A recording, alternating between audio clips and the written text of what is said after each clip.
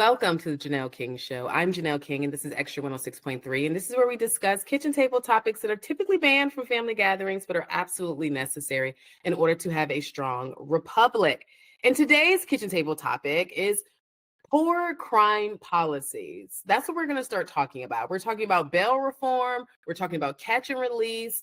From the protests in 2020 to the open borders that recently closed, crime has increased dramatically, but so has poor policies around criminal justice reform. The first significant bail reform legislation was introduced in New Jersey in 2014. While some advocate for the changes in the name of fairness and equity, there are valid concerns about public safety and the implications of moving away from a cash bail system. The New Jersey Bail Reform and Speedy Trial Act, this legislation focused on using risk assessment tools to determine whether a defendant should be released before trial, thereby reducing reliance on cash bail for low-level offenses. The reforms in New Jersey served as a model for other states. The push for bail reform has gained momentum across the nation. Much like the 2014 New Jersey bill, the 2020 reforms came with supporters claiming it addressed inequities. However, the statistics tell a different story. In states that drastically altered their bail policies, such as New York and California, we've seen a troubling rise in crime rates. For instance, data shows that New York City experienced a significant spike in violent crime following the elimination of cash bail for many offenses, with shootings surging by over 250% in 2020 compared to the previous year. But what if you're voting for these policies and you're doing it unknowingly? I mean, am I walking into the polling place and voting for these referendums that are nicely written? They seem great. They seem wonderful on the surface, but then they have this negative effect overall, or at least in the long run. Today, we're going to dive into some of these complex issues. We're going to examine the impacts of these policies on community safety as well as the justice system's integrity. But I'm not going to do it by myself. I'm going to bring in an expert. But first, current events.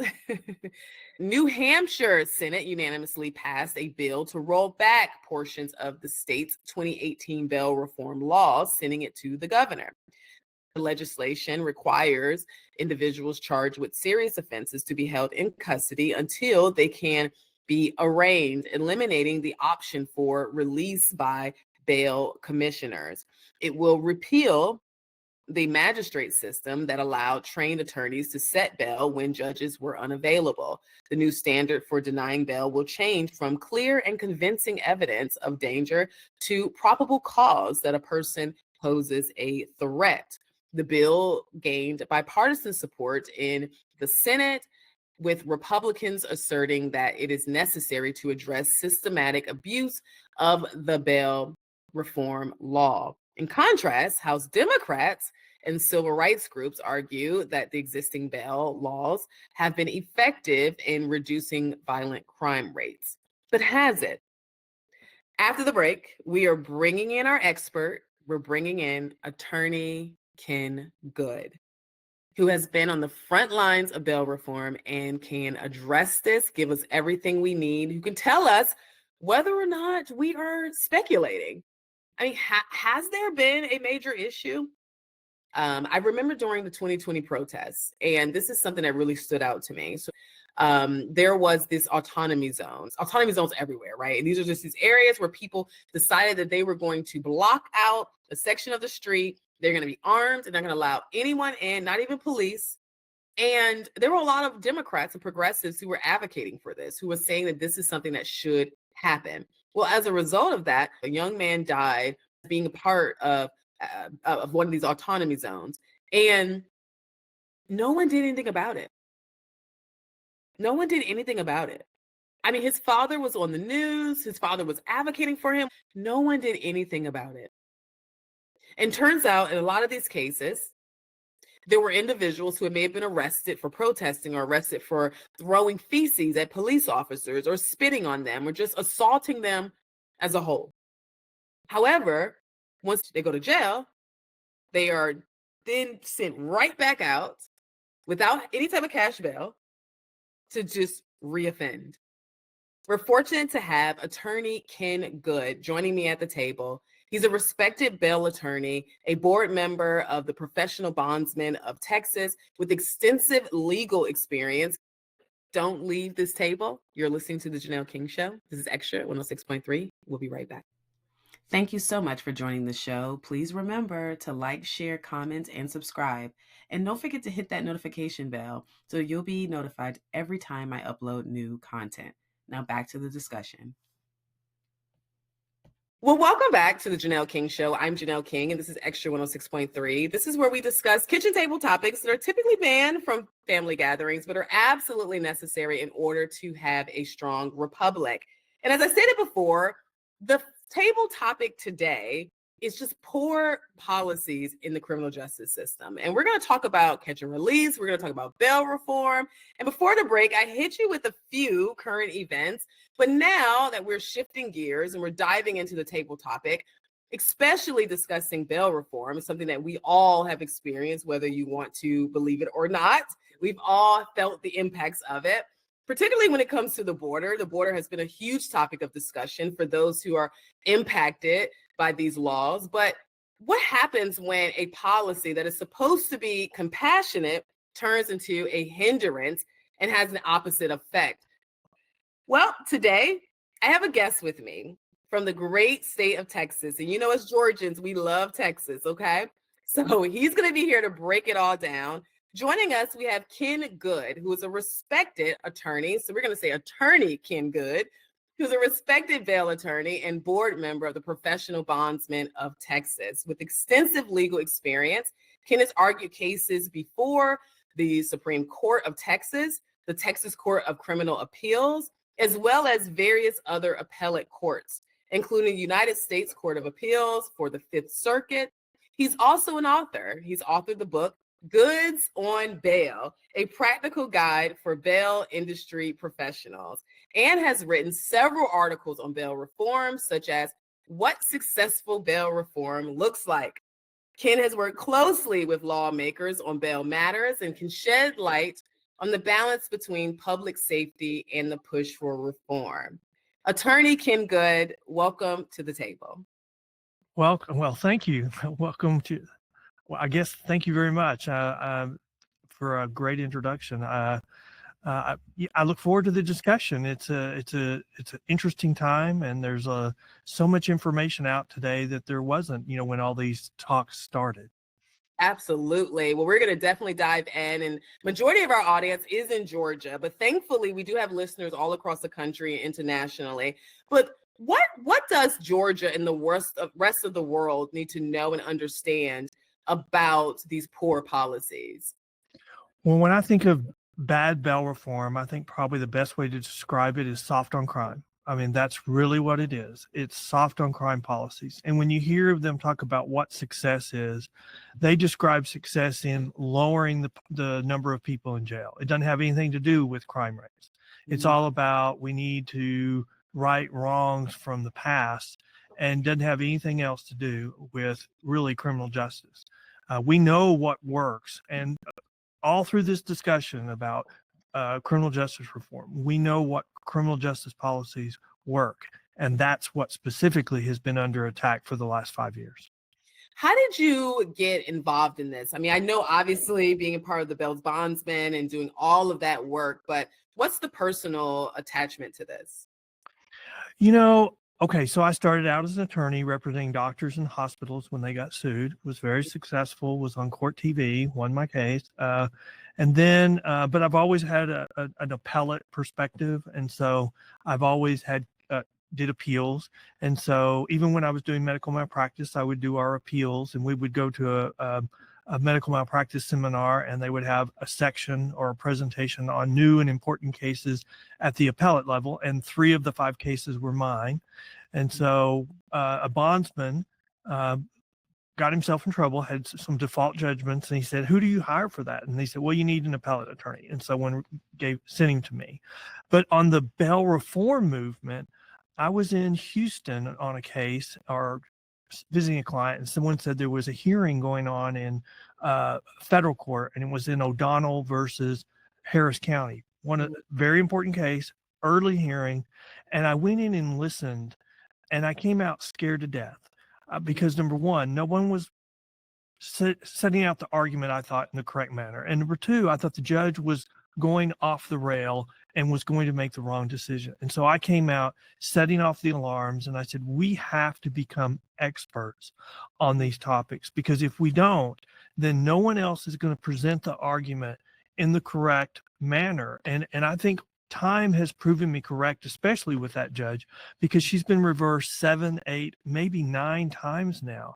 And specifically the O'Donnell case, the Fifth Circuit ultimately ruled in en banc, which is the entire Fifth Circuit, that case should have never been filed and should have never been in federal court.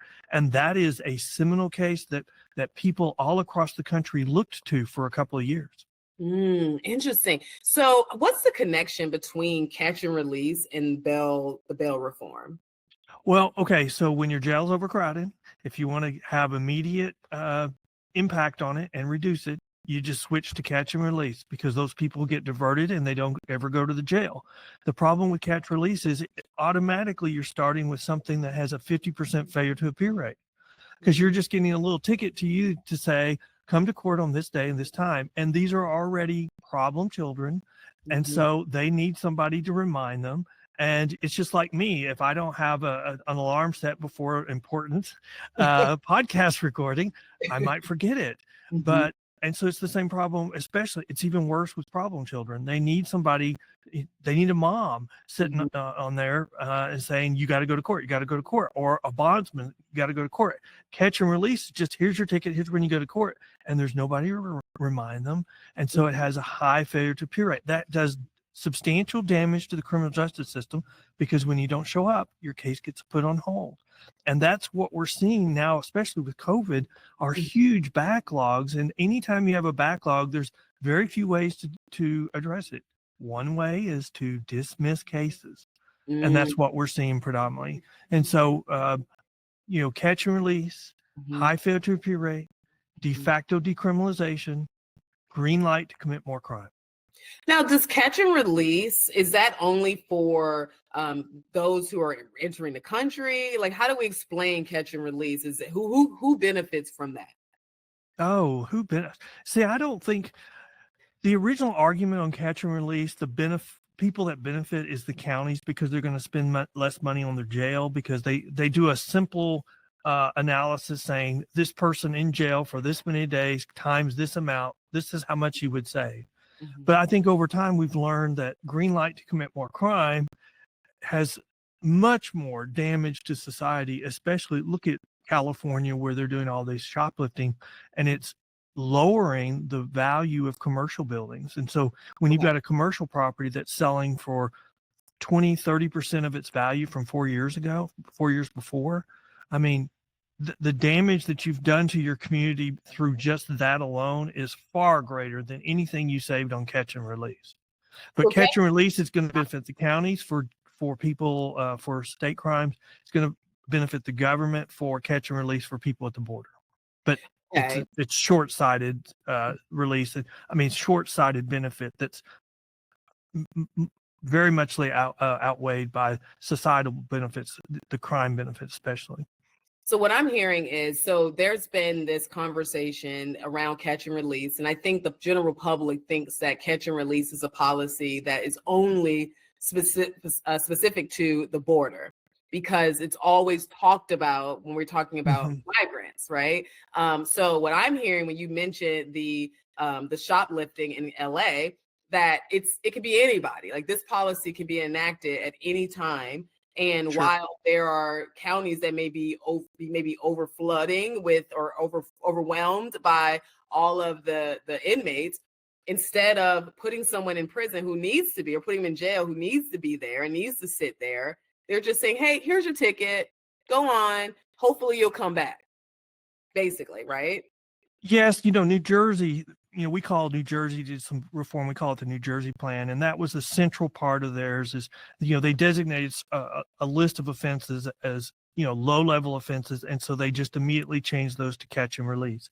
New York has done something similar where they just make a list of crimes where you can no longer set bail, where they may have to go to jail and immediately be released, but that's a very similar form of catch and release because they cannot be held. And so the problem with that is organized crime, gang members, career criminals learn very quickly, hey, if I just commit the same crime, no matter how many times, as long as it's just low-level catalytic converter where organized crime can make millions of dollars quickly, they figure it out. They figure out the system, and that's the problem we're having. These compassionate, like you said, compassionate policies. These organized groups are learning how to take advantage of them and run and make millions of dollars. This reminds me of something else. Young boys that are, so my brother works with a lot of young boys that have terrible rap sheets. Okay. And we're talking about 12, 13 years old. And it's phenomenal how our young boys have gotten caught up in gang violence. But a lot of it has to do with policy, because there's policy that says that if you're of a certain age, you're not tried as an adult and you don't get a certain level of punishment. So you have grown men now soliciting little boys and having them do the big crimes while they do the little crimes. And it's really wild. And now we have all these young boys whose lives are being destroyed. So let's continue. That's a great point. I mean, that's the perfect example of compassionate policies that, they sort of make sense, but then you see how they're being perverted and taken advantage of. And like you said, no one's looking at these lives that are being destroyed as a result of them. And if we had looked at the original policy through those eyes, would we have ever passed them in the first place? No, we would not. That's a great point. I think a lot of it has to do with public perception. And there's a perception that the criminal justice system is working against us, particularly when it comes to minorities. It's like, you're out to get us. There's no policy that benefits Black people or Hispanic people. That's the perception.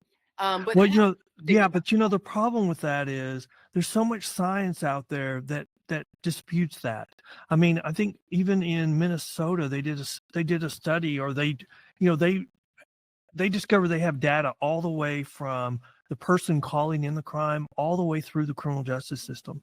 And so they started releasing data in 2023 about it. And they discovered that certain minority groups report crime 10 to 1 over others. And the problem is, when that minority group then gets into the criminal justice system, they're treated better. Their results are better than other groups. And so that kind of explains why we have more of one minority group in our prisons or in our jails, is because if you take that out and extrapolate, we have significantly larger amounts of crime being committed, 10 to 1. And there's reasons for that. And they're not good. Historically, we have discounted crime on certain minority groups. And so, again, organized crime, career criminals, gangs have looked at what the government's doing and said, we figured out a way to take advantage of it. And so they do. And so the very minority groups that we say we're enacting these policies to benefit, they're the ones getting hurt the worst by these policies. Absolutely. No, it's repeated. There's one stat that I keep in my brain because I always have to bring people back to reality. And I think we have about 50 million police interactions a year, but of which less than 1% end in police brutality or some type of police, issue. And of that 1%, majority of those are against white males. So if we really look at the data, it's just not reflective of the narrative. Well, the data I like to say is, 50% of all murder victims in the United States are young Black males. And the people that are committing those crimes are also young Black males. So how in this entire debate did we decide that we're going to focus and we're going to choose the murderer over the victim and say we should treat him better than the victim? We've turned this on its head, this whole argument, this analysis. Oh my gosh, I feel like, I feel like I'm gonna have to add a light bulb because you just had a moment for me. Because you're right. Anytime we protect the criminals, we are disregarding the victim. And Yeah. for all the young men and all the when you talk about that stat, the 50%, a lot of times those crimes go unsolved. So Mhm. we're talking about victims on victims on victim, moms and sisters and family members that are suffering because we want to have compassion for the criminal. Oh, okay. We could talk about that all day. In some respects, we're repeating the same mistakes that we made in the 60s. In the 60s, we felt more compassionate. We were more forgiving on our criminal laws. Crime started going up. We couldn't get the politicians to agree on how to address it. One party refused to participate. And so we had a period where we couldn't decide. And then we had a backlash. And then we had Reagan and we had the war on drugs. We have just gone through that same period again. And I would argue that we should have had this backlash result 2 years earlier. And the only reason why we didn't is because of the Supreme Court's ruling on abortion, because the backlash on that overcame the backlash on crime. And then now 2 years later, with Trump, the border, and also all this evidence coming out that they were suppressing so much, it's just blown up. And so the backlash is going to be bigger this time because it's been suppressed for a long time. Interesting. So would you say that there is a link to bad policy and rising crime rates? Because critics say if we change these policies back to the way they were, then we're going to see a raise in crime rates. So what do you say? I say that we had a presidential election where we had one party say we can't address the border because we had a bill that would have fixed it, but we had one party that wouldn't cooperate, and then 6 weeks into the new administration, we have a border that has a 95% less amount of people passing through it. In 6 weeks, we solve the border problem by doing what we know to do. Crime is the same issue. And we have a great case that illustrates this. It's called Sanchez versus Alabama, where they were forced to live under these soft on crime policies and they would not settle. They wouldn't agree to drop their case. And they just, the sheriff was a old military guy. And he's like, this just isn't right. And I'm not giving in. And so when 4 years later, they got to the Court of Appeals and they reversed and remanded the case, and they got to re-implement accountability, re-implement consequences if you don't show up for court. And the sheriff told me on a podcast, it took us about 6 months. But what do you know? We went back and instituted the policies we know that worked, and crime went down about 6 months later. That is so interesting. And you know what? I agree with you 1,000%. When we looked at how fast the border closed, it was within a matter of days. Yeah. And not only that, but strong leadership is also a deterrent. And so I agree with that. Yeah. There are a lot of people who said, I'm not going to take that trip because I already know this administration is not having it. So that being said, let's explain this bail reform, because what people hear is, and I must say, whenever I do know people have gotten pulled over for like a traffic citation, right? And then they were put on probation or some type of fee and they had to pay for a traffic violation. And that became extremely expensive, and then it led to other issues. Now, I'm not advocating for taking care of people's personal business, but there are people who may feel like having cash bail, if I am a person who can't afford it, then do I just sit in there? Because are we innocent until proven guilty? So what's the alternative? Well, that's the problem with the private surety bail system. There was a former judge who was a mayor who was on a News Nation town hall talking about criminal justice reform and bail reform. And the point she made was, look, until you have an alternative to the private surety bail system that has the same high level of accountability and the same low failure to appear rate, you don't have an alternative. So we have systems in place to protect the poor. So we can grant them a personal bond, we can release them without bond, depending on where you are. But the problem is those really aren't alternatives. They're there to protect people, people who are poor and they're first time offenders. If you're in jail, you've got a rap sheet that's a mile long and you say you can't afford that bond. You're not there because you can't afford the bond. You're there because you have a long criminal history. And the system says that's fine. So I disagree with the premise that I think people are stuck in jail after 10 years, 5 years of bail reform, that first time offenders are stuck in jail. I don't believe that. And that's what our law enforcement says. The problem that we have right now is we don't know who to believe on crime statistics. We have such a well-organized machine on the advocate side that they will release something and they'll call it a study, they'll call it a something, and it's just pseudoscience. Historically, the people that we should always listen to, or who we've always listened to on crime statistics, is law enforcement. And somehow in this debate, law enforcement has been demonized. We need to go back. We know what works. We need to rely upon law enforcement. And when one of these Soros-funded groups comes out with a study a week after the FBI updates their crime statistics to show that crime has increased, when for the last 2 years, all these same groups were saying crime is not up. Just look at the FBI crime statistics. And then within a week, they released a new report that said, well, it's not as a result of bail reform. It's all pseudoscience. It's all science. It's all crap.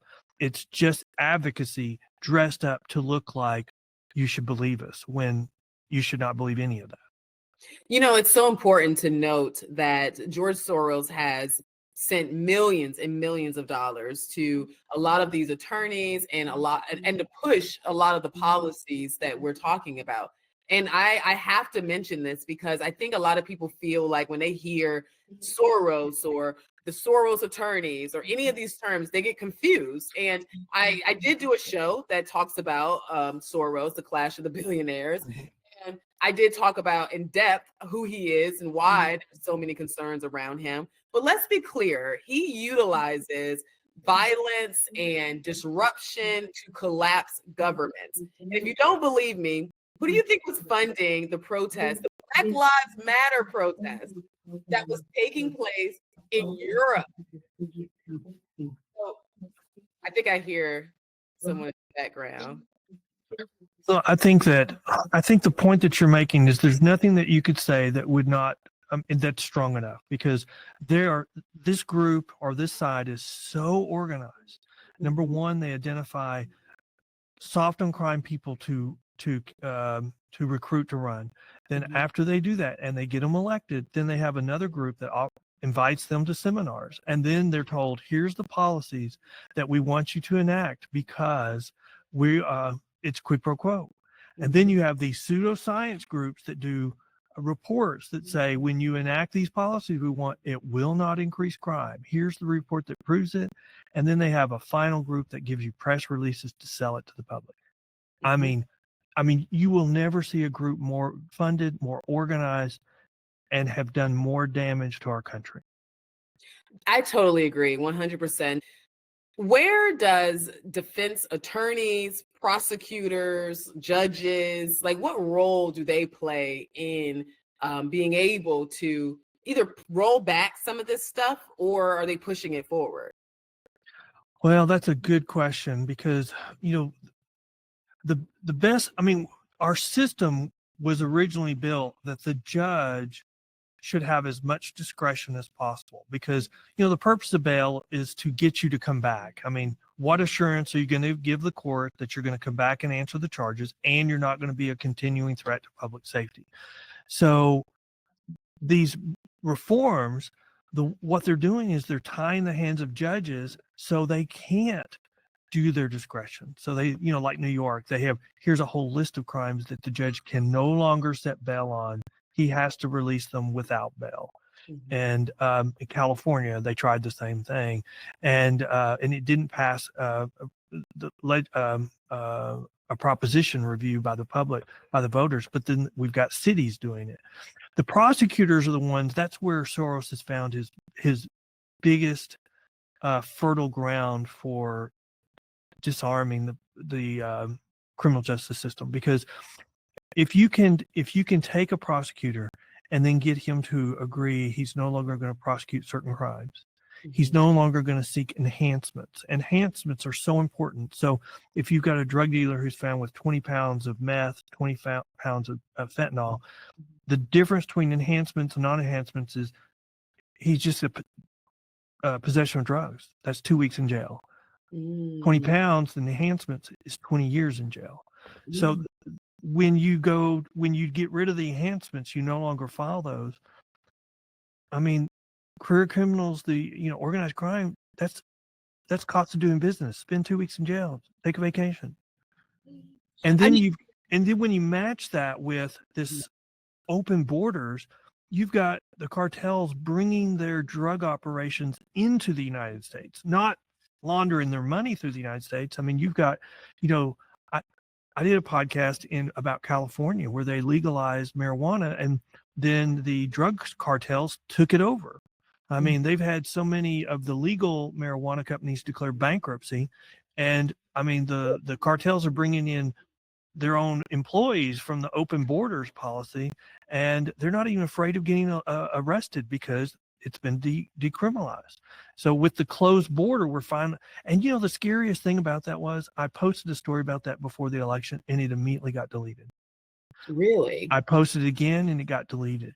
And I thought, okay, I'm naive, and I'm like, well, maybe someone just fooled me. Maybe this isn't a real issue. And then Trump started talking about it. And then since the election, I did a whole podcast on the story with the reporter who was reporting that. That's fascinating because the whole decriminalization of marijuana was supposed to create an opportunity for people to go into business and to become successful in that lane, right? And to regulate it. But that being said, it sounds like it's working in a different direction. But I have to say that California having such weak leadership, it makes sense that they will just set up shop there. But are you seeing this all across the nation? Because I do know fentanyl did rise. I mean, we were not having conversations about fentanyl in America the way we're having them since the border was open. I do think we were having problems across the country, and it wasn't just the Mexican cartels. We also had some Chinese cartels, some Russian cartels, and so it's just across the spectrum. And I think that's one of the Venezuelan gangs. And so, I mean, can you imagine? I mean, that's why we had so much of this being suppressed. I mean, remember the famous interview where somebody was talking to the vice president and saying, well, it's just a few apartments that are being taken over. And he's like, are you listening to yourself? Where is that proper? The suppression of those stories just to try to win one more election, no matter what the cost to our country, will make the backlash even larger this time. Absolutely. And I think it's important to note that, when you're arrested, it's because you've committed a crime. You've done something, or at least you're being accused of a crime. May not have been found guilty as of yet, but there's probable cause. So the best way to divert from being in that situation is to not commit crimes or what could be crimes. But do you think that what's the balance between having compassion, or should we even have compassion? Here's how I think we should measure compassion, because I think we have this small group of people that are committing 60 or more % of the crime in a given city. So we have this city within the city that is committing a large part of the crime. And then you've got this gray area between the law and order citizens and the criminals. And on any given day, they're looking to see which side am I going to follow today? And so I think where we should be falling is with enough pressure to influence the gray areas. So they say the penalties are too much. I'm going to fall into the law and order side of the fence.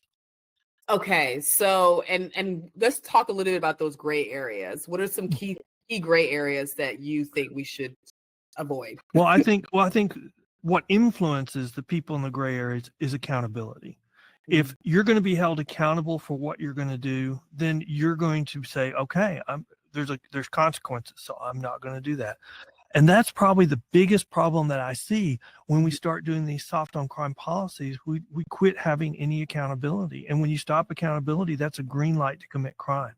And, like in Harris County, when you have someone who doesn't show up for court once, twice, 5 times, 10 times, 15 times, and he still gets released on a personal bond, which is the same thing as just cite and release, because there's no consequences. Why would they not perceive that as anything else other than a green light to commit more crime? I always hate to interrupt a great conversation, but we have to take a quick break. You're listening to the Janelle King Show right here on Extra 106.3. We'll be right back. Thank you so much for joining the show. Please remember to like, share, comment, and subscribe. And don't forget to hit that notification bell so you'll be notified every time I upload new content. Now back to the discussion.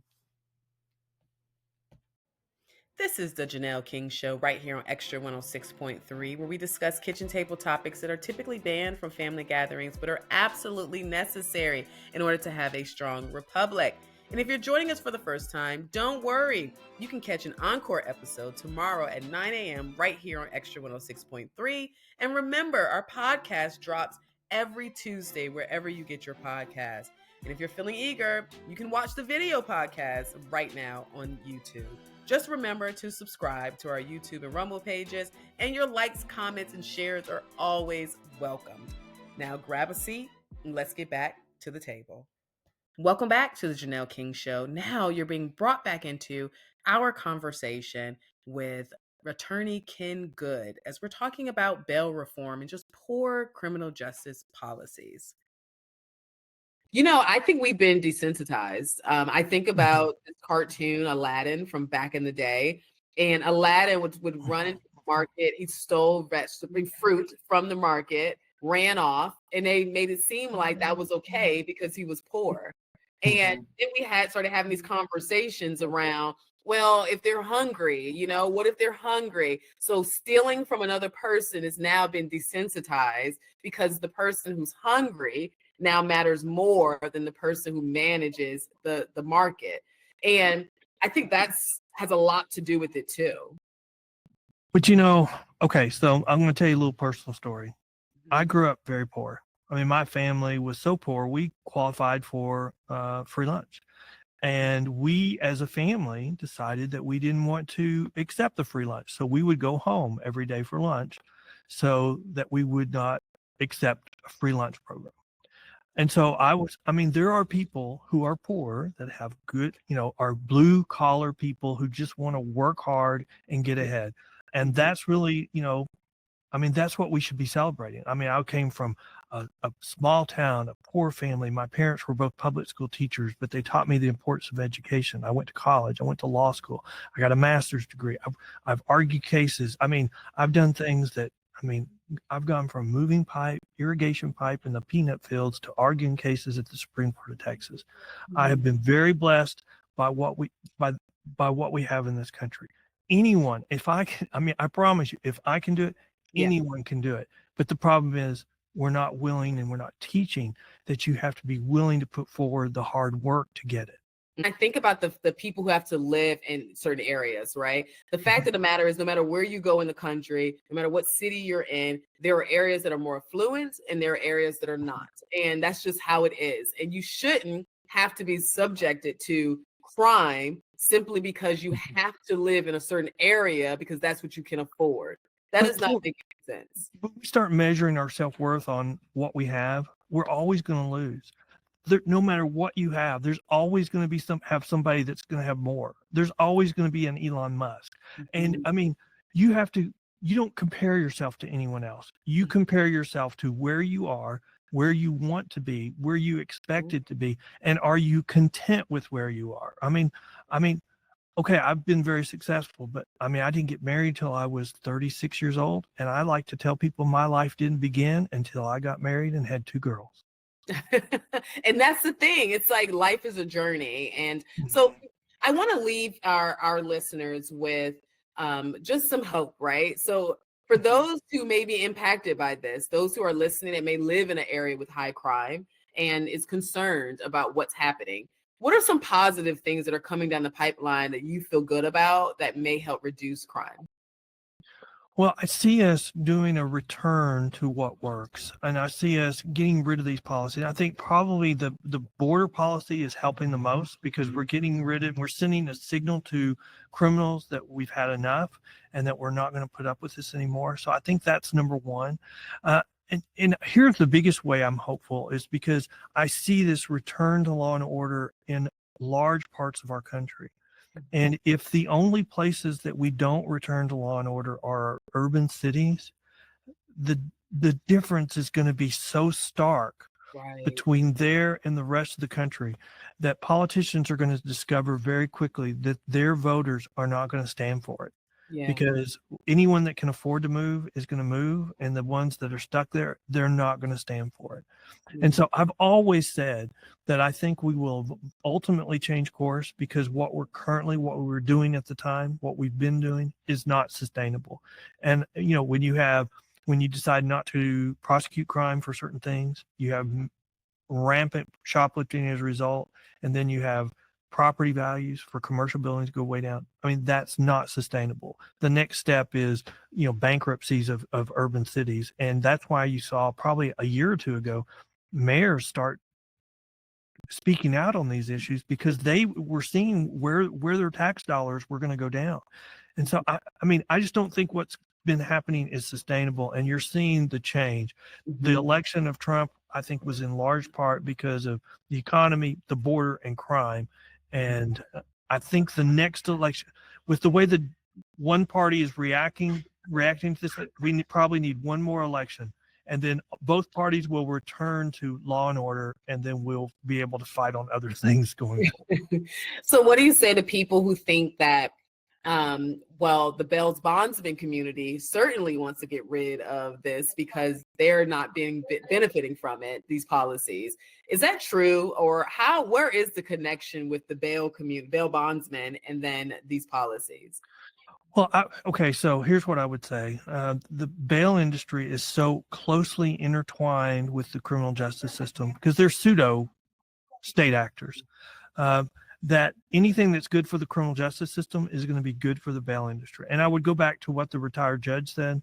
Until you get something that has the same level of accountability and same high or low failure to appear rate, you don't have an alternative. So what we're trying, we don't have any science that supports it other than this pseudoscience, and it's not an alternative. It's really what it is we have to put up with more crime, and that's really what they're telling us. Because of our history, we have to be more compassionate, so we have to put up with more crime. We've learned the lesson from the border is we don't. We can fix this. We can fix it quickly, and we know what to do to fix it. And our politicians have been lying to us when they say we don't have to, and we shouldn't be. Whenever you have someone who is an expert on a topic, they have written about these topics, educate yourself. Do not find yourself in a position where you're believing the narratives, you're believing poor policy initiatives, or whatever the NGOs, these are non-government organizations, are telling you. Educate yourself. So tell us a little bit about your book and your closing statement, and just let us know what do we need to know about bail reform. Well, if you want more information, you can go to our website, pbtx.com, the Professional Bondsman of Texas.com. We have a blog where we highlight important criminal justice stories. But I think also we have our own podcast called The Bell Post. There's a link on our menu, but you can also go to thebellpost.com. It's one of the top 10 ranked criminal justice podcasts in the world, which I fully admit is not a large audience. But we focus on criminal justice issues. And if you want to know what the New Jersey system is, we have a podcast about it. And that's what we do. We delve deep into these issues and we want to be a resource to legislators and the public, so that when the pseudoscience groups step up and say, "Oh, when we do this, it won't cause more crime," we'll show you where it's wrong. We'll show you that it's a lie. And we can tell you exactly why California is doing what they're doing. And the reason why is because they won't build additional jail space. And so everything they do is to decrease their prison population, and they say it will decrease crime when it's not even the intent. The intent is to decrease the prison population because they won't build additional space. So those are the types of things we talk about. And it's been so much fun talking to you today, but things are going in the right direction now, and things will get better. I hope you will come back and join the show, because I have several questions. I want to know about overpopulation and if this is something that people are really feeling. So we're going to dive a little bit deeper into criminal justice on the show at some point, and I will absolutely reach out to you and would love to bring you back. Thank you very much.